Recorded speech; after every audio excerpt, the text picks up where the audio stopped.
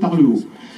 Et puis, une autre double institutionnalisation dans les modèles de syndicalisme.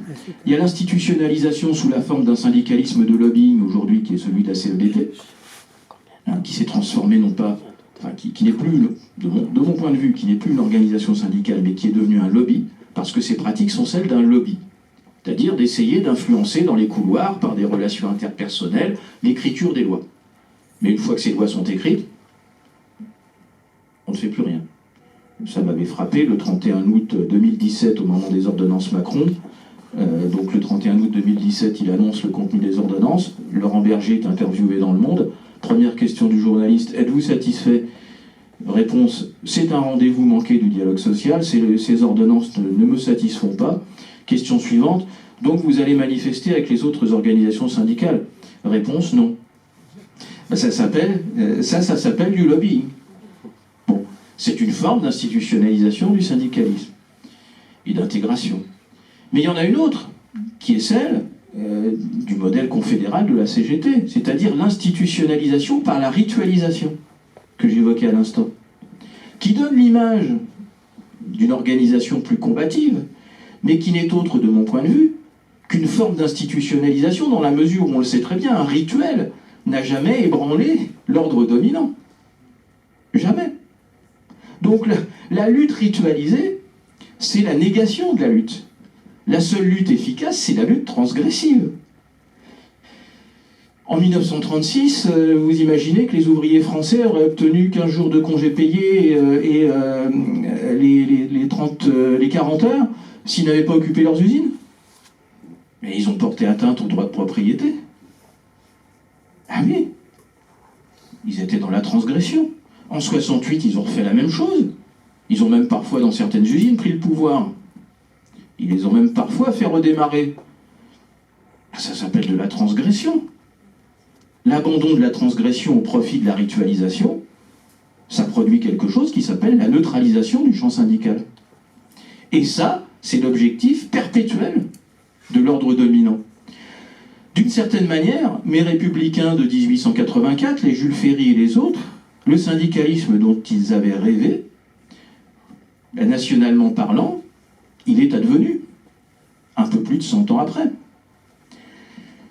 Donc il me semble qu'il faut s'interroger sur ces orientations-là, sur ces questions-là, parce que c'est pas avec cela, ni qu'on conquiert des droits, ni même qu'on les conserve.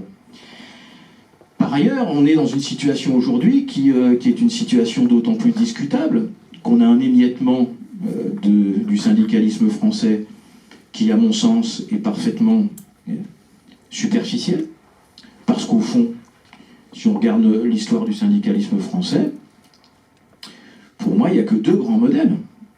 Et au fond, il n'y a que deux grandes formes d'organisation qui mériteraient de survivre. Le premier modèle, c'est celui que j'ai décrit au départ, c'est-à-dire un modèle de syndicalisme, de lutte de classe, de projet politique, d'utopie, de transgression, celui qu'a longtemps porté la Confédération CGT. Et puis l'autre, qui s'est installé en modèle concurrent dès 1919 dans la société française, c'est-à-dire le syndicalisme de culture chrétienne, dont la CFDT est fille. La CFDT, y compris Berger, il est passé par la JOC, c'est la culture chrétienne du syndicalisme.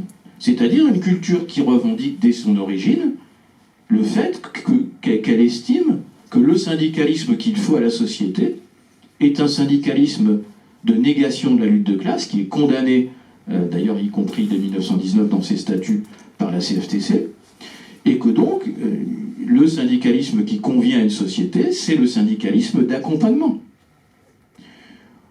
Il n'y a pas d'autre modèle. Après, il y a des accidents de l'histoire. Force ouvrière, en France, par exemple, c'est un accident de l'histoire.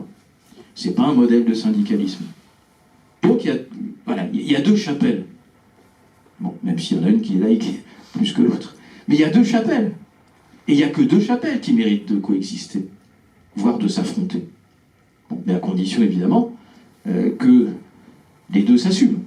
Or, aujourd'hui, et je laisserai la parole à mes petits camarades après, aujourd'hui, il me semble qu'il y a l'un de ces modèles qui s'assume pleinement, voire plus que pleinement, qui est ce modèle de culture chrétienne, et un autre qui s'assume beaucoup moins qu'il ne s'est assumé précédemment dans l'histoire, qui est le modèle lutte de classe.